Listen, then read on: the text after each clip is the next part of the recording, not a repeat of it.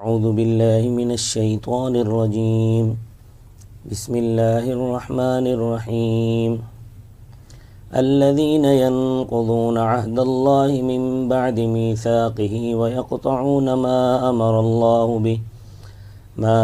الله به أن يوصل ويفسدون في الأرض أولئك هم الخاسرون كيف تكفرون بالله وكنتم أمواتا فأحياكم ثم يميتكم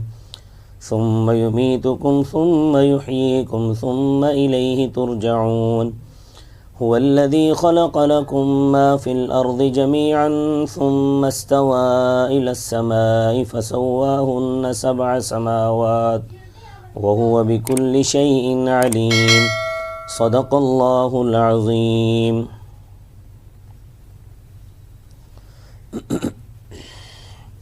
الذين ينقضون عهد الله، نافرمان وہ ہیں جو اللہ تعالیٰ کے عہد کو توڑتے ہیں، من بعد میثاقہ، اس کو مضبوط کرنے کے بعد، ویقطعون، اور توڑتے ہیں، ما امر اللہ بہ، اس چیز کو جس کے بارے میں اللہ نے حکم دیا ہے، ان یوصل، یہ کہ اس کو جوڑا جائے، ویفسدون فی الارض، اور فساد مچاتے ہیں زمین میں، اولئک هم الخاسرون، اور یہی لوگ نقصان اٹھانے والے ہیں. کیف تکفرون باللہ، کیسے تم انکار کرتے ہو اللہ تعالیٰ کا، وکنتم امواتا، حالانکہ تم بے جان تھے، فاحیاکم، پس اللہ تعالیٰ نے تم کو زندہ کیا، ثم یمیتکم، پھر تمہیں مارے گا، ثم یحییکم، پھر تمہیں زندہ کرے گا، ثم الیہ ترجعون، پھر تم اسی کی طرف لوٹائے جاؤ گے. هو الذی خلق لکم، اللہ تعالیٰ وہی ہے جس نے پیدا کیا تمہارے لیے، ما فی الارض جمیعا، جو کچھ زمین میں ہے سارا، ثم استوى الی السماء، پھر اس نے ارادہ کیا آسمان کی طرف، فسواہن، پس برابر کر دیا ان کو، 7 سماوات، 7 آسمان، وہو بکل شیء علیم، اور وہ ہر چیز کو جانتا ہے. گزشتہ درس میں میں نے آپ کو بتایا تھا کہ ان اگلی آیات میں فاسقین کی علامتیں بیان ہوئی ہیں، فاسقین کی صفات بیان ہوئی ہیں. تو فاسقین کی پہلی صفت فرمایا الذین ینقضون عہد اللہ، فاسق فاجر نافرمان وہ ہیں جو اللہ کے عہد کو توڑتے ہیں، من بعد میثاقہ، اس کو مضبوط کرنے کے بعد. اس عہد سے کون سا عہد مراد ہے؟ تو مفسرین اکرام رحمۃ اللہ علیہ کے بہت سے اقوال ہیں اس بارے میں. مفسرین کا ایک طبقہ کہتا ہے کہ اس سے وہ عہد مراد ہے جو اللہ تعالیٰ نے عالم ارواح میں تمام انسانوں سے لیا تھا. حضرت آدم علیہ السلام سے لے کر آخری انسان تک جو بھی اللہ تعالیٰ کے علم میں پیدا ہونے والے تھے، چیونٹیوں کی مانند سب کو ظاہر فرمایا اور ان کو عقل و شعور دیا. پھر ان سے پوچھا الست بربکم، کیا میں تمہارا رب نہیں ہوں؟ قالوا بلا، سب نے کہا کیوں نہیں، تو ہمارا رب ہے. بعض ملحدوں نے یہ اعتراض کیا ہے کہ اگر ہم نے یہ عہد کیا ہوتا تو ہمیں یاد ہوتا، ہمیں تو یہ عہد یاد ہی نہیں ہے. تو اس کا جواب یہ ہے کہ جن کے حافظے کمزور ہیں ان کو تو یاد نہیں، اور جن کے حافظے مضبوط ہیں ان کو یاد ہے. چنانچہ حضرت علی رضی اللہ تعالیٰ عنہ فرماتے ہیں کہ مجھے الست والا عہد یاد ہے. اسی طرح حضرت سہیل بن عبداللہ اولیاء اللہ میں سے گزرے ہیں، وہ فرماتے ہیں کہ وہ عہد مجھے بھی یاد ہے. کئی بزرگ ہیں جو فرماتے ہیں کہ الست والا عہد ہمیں یاد ہے. رہی ہماری بات، تو ہمارے حافظے کا حال تو یہ ہے کہ ہمیں تو یہ بھی یاد نہیں کہ روٹی کا لفظ ہمیں کس نے بتایا، پانی کا لفظ ہمیں کس نے بتایا، ماں نے بتایا، باپ نے بتایا، بھائی نے بتایا. آخر کسی کے بتانے سے ہی ہمیں معلوم ہوا ہے کہ یہ روٹی ہے اور یہ پانی ہے. اسی طرح ہاتھ ہے، آنکھ ہے، ناک ہے، کان ہے، پاؤں ہے. کوئی بتا سکتا ہے کہ یہ ہمیں کس نے بتایا، یہ ہمیں کس نے سکھائیں اور کس وقت بتائیں؟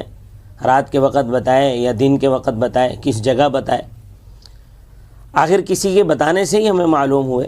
لہٰذا اگر وہ عہد یاد نہیں تو اس کا یہ مطلب نہیں ہے کہ عہد لیا ہی نہیں گیا، بلکہ عالم ارواح میں وہ عہد لیا گیا۔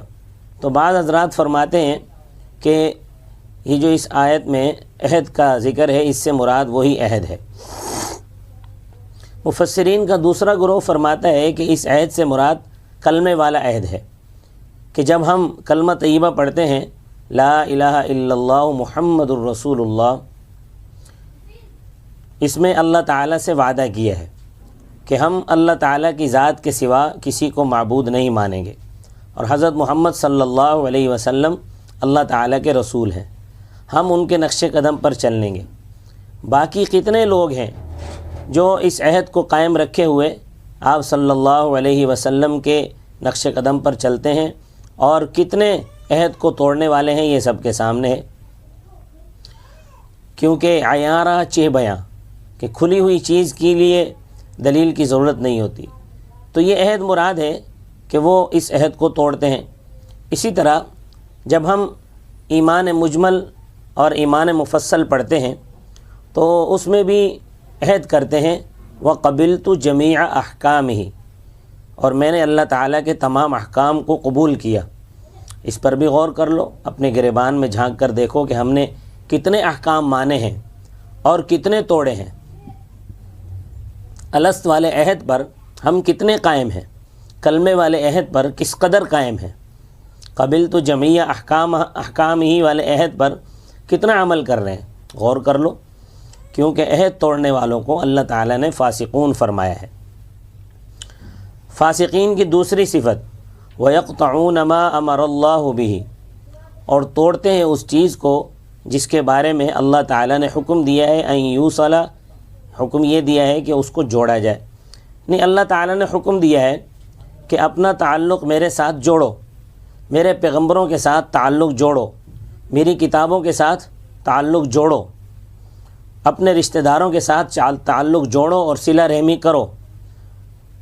یہ نہ اللہ تعالیٰ کے ساتھ تعلق جوڑتے ہیں، نہ اس کے پیغمبروں کے ساتھ تعلق جوڑتے ہیں، نہ اس کی کتابوں کے ساتھ تعلق جوڑتے ہیں، اور نہ رشتہ داروں کے ساتھ تعلق جوڑتے ہیں، صلہ رحمی کے بجائے قطع رحمی کرتے ہیں۔ یہ فاسق ہیں۔ فاسقین کی تیسری صفت وَيُفْسِدُونَ فِي الْأَرْضِ، زمین میں فساد مچاتے ہیں، یعنی خلاف شریعت کام کرتے ہیں، جھوٹ بولتے ہیں، چوریاں کرتے ہیں، قتل زنا کرتے ہیں، قتل کرتے ہیں، جوا کھیلتے ہیں۔ یہ تمام چیزیں فساد فی الارض ہیں۔ ناپ تول میں کمی کرنا، ملاوٹ کرنا، یہ فساد فی الارض ہے۔ ملاوٹ کا حال تو یہ ہے کہ نمک، مرچ، ہلدی اور دودھ، گھی تک کوئی چیز خالص نہیں ملتی۔ دنیا میں فساد ہی فساد ہے۔ اس کا نتیجہ کیا ہوگا؟ فرمایا اولئک هم الخاسرون، یہی لوگ نقصان اٹھانے والے ہیں۔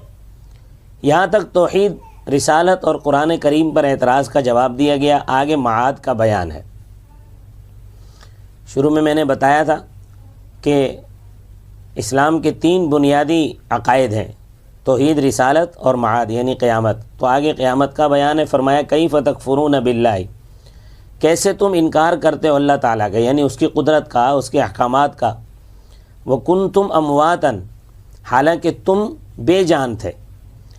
رحم مادر میں تخلیق انسان کی کیفیت یہ ہے کہ 40 دن تک نطفہ رہتا ہے، پھر خون کا لوتھڑا بن جاتا ہے، پھر لوتھڑا گوشت کا ٹکڑا بن جاتا ہے، پھر ہڈیوں پر، پھر وہ گوشت کا ٹکڑا ہڈیاں بن جاتا ہے، پھر ان ہڈیوں پر گوشت چڑھایا جاتا ہے، پھر جب انسانی شکل بن گئی تو 4 ماہ بعد اس میں روح ڈالی جاتی ہے۔ اب اس میں جان آ گئی، اس نے ماں کے پیٹ میں نقل و حرکت شروع کر دی۔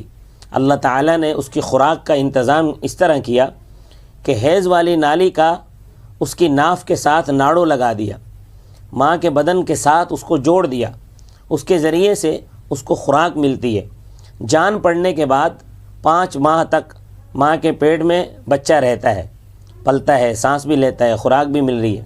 خدا کی قدرت دیکھو کہ اس میں نہ کوئی کھڑکی ہے، نہ دروازہ ہے، نہ گرمی سردی سے بچنے کا انتظام ہے، مگر وہ پل رہا ہے، موٹا بھی ہو رہا ہے، اور اس قابل ہو جاتا ہے کہ پیدائش کے بعد آواز بھی نکالتا ہے، جبکہ دنیا میں حالت یہ ہے کہ گرمی میں چھوٹے سے کمرے کی کھڑکیاں، روشن دان، دروازے بند کر دیں تو انسان کو سانس لینا دشوار ہوتا ہے، دم نکلتا ہے۔ لیکن اللہ تعالیٰ کی قدرت دیکھو کہ اس نے کس طرح انتظام فرمایا کہ وہ ماں کے چھوٹے سے پیٹ میں سانس بھی لے رہا ہے، خوراک بھی مل رہی ہے، 9 مہینے تک وہ ماں کے پیٹ میں اس طرح رہتا ہے۔ اس سے اللہ تعالیٰ کی قدرت کو سمجھو، وہ قادر مطلق ہے، وہ سب کچھ کر سکتا ہے۔ فرمایا فَأَحْيَاكُمْ، بس اللہ تعالیٰ نے تمہیں زندہ کیا، یعنی ماں کے پیٹ میں جان ڈالی۔ ثُمَّ يُمِيتُكُمْ، وہ پھر تمہیں مارے گا۔ ثُمَّ يُحْيِيكُمْ، وہ پھر تمہیں قبر سے زندہ کرے گا۔ امام راضی رحمۃ اللہ علیہ فرماتے ہیں کہ اس زندگی سے مراد قبر کی زندگی ہے۔ انسان جب فوت ہو جاتا ہے، اس کی روح نکل جاتی ہے، پھر جب اس کو قبر میں دفن کر دیا جاتا ہے تو تعاد روحہ فی جسدہ، یعنی اس کی روح اس کے جسم میں ڈالی جاتی ہے۔ فرشتے آ جاتے ہیں، اس سے پوچھتے ہیں من ربک، تیرا رب کون ہے؟ من نبیک، تیرا نبی کون ہے؟ ما دینک، تو کس دین پر تھا؟ وہ سوالوں کو سمجھتا بھی ہے اور ان کے جواب بھی دیتا ہے۔ اس کے بعد اگر نیک ہے تو اس کو قبر میں جو راحت اور آرام ملتا ہے وہ اس کو سمجھتا بھی ہے اور محسوس بھی کرتا ہے۔ اگر برا ہے، بد ہے، تو اس کو جو سزا ملتی ہے وہ اس کو سمجھتا بھی ہے اور محسوس بھی کرتا ہے۔ ثم الیہ ترجعون، پھر تم اسی کی طرف لوٹائے جاؤ گے۔ قیامت قائم کی جائے گی، تمام کے تمام رب تعالیٰ کے سامنے پیش ہوں گے، رتی رتی کا حساب ہوگا، دودھ کا دودھ اور پانی کا پانی ہو جائے گا۔ اس سے پہلے اللہ تعالیٰ نے اپنی چند نعمتوں کا ذکر فرمایا تھا کہ اللہ تعالیٰ کی ذات وہ ہے جس نے تمہیں پیدا کیا، تمہارے پہلوؤں کو پیدا کیا، اس نے تمہارے لیے زمین کو بچھونا بنایا، آسمان کو چھت بنایا، آسمان کی طرف سے بارش برسائی، اس کے ذریعے پھل پھول پیدا فرمائے۔ آگے دیگر انعامات کا ذکر ہے۔ هو الذی خلق لکم، اللہ تعالیٰ وہی ہے جس نے تمہارے فائدے کے لیے پیدا کیا، ما فی الارض جمیعا، جو کچھ زمین میں ہے سارا، یعنی زمین میں جو کچھ بھی ہے وہ انسان کے فائدے کے لیے پیدا کیا ہے۔ بعض ملحدین اعتراض کرتے ہیں اور کہتے ہیں کہ بتاؤ سانپ کے پیدا کرنے میں انسان کو کیا فائدہ ہے؟ تو اس کا جواب یہ ہے کہ سانپ کے فوائد تو بہت ہیں، میں سمجھانے کے لیے صرف ایک فائدہ بتا دیتا ہوں۔ دیکھو، عذاب قبر کے بارے میں آتا ہے کہ بروں کے پیچھے 99 اژدہے لگے ہوں گے، وہ اتنے زہریلے ہوں گے کہ اگر ایک دفعہ سانس لیں تو دنیا میں کوئی بھی چیز ہری نہ رہے، ساری ہری چیزیں ختم ہو جائیں۔ تو ان کا ڈنگ کتنا زہریلا ہوگا سوچو۔ اب اگر دنیا میں سانپ نہ ہوتا تو یہ بات کس طرح سمجھ میں آتی اور انسان عبرت کس طرح حاصل کرتا؟ اب حالت یہ ہے کہ مجمع میں اگر کوئی چھوٹا سانپ بھی آ جائے تو پورا مجمع بدحواس ہو کر بکھر جاتا ہے۔ قبر میں اتنے زہریلے سانپ ہوں گے کہ وہ ڈنگ ماریں گے اور آدمی بھاگ بھی نہیں سکے گا۔ تو یہ فائدہ ہے کہ نہیں؟ اس سے عبرت حاصل ہوتی ہے نہیں؟ فائدے کے معنی صرف یہ نہیں ہے کہ اس کو آدمی پیٹ میں ڈالے، بلکہ عبرت حاصل کرنا بھی یہ فائدے میں شامل ہے۔ پھر فرمایا ثم استوى الى السماء، پھر اس نے آسمان کی طرف ارادہ کیا۔ زمین کی طرح آسمان بھی آٹے کے پیڑے کی طرح گول تھا۔ فسواہن 7 سماوات، پس برابر کر دیا ان کو 7 آسمان اپنی قدرت سے۔ یہ تمام چیزیں، زمین، آسمان، اللہ تعالیٰ نے تمہارے فائدے کے لیے بنائے ہیں۔ وہ بکل شیء علیم، اور وہ ہر چیز کو بخوبی جانتا ہے، کوئی چیز بھی اس کے علم اور اس کی قدرت سے باہر نہیں ہے۔ اللہ تبارک و تعالی ہم سب کو سمجھنے کی توفیق عطا فرمائے۔ وما علینا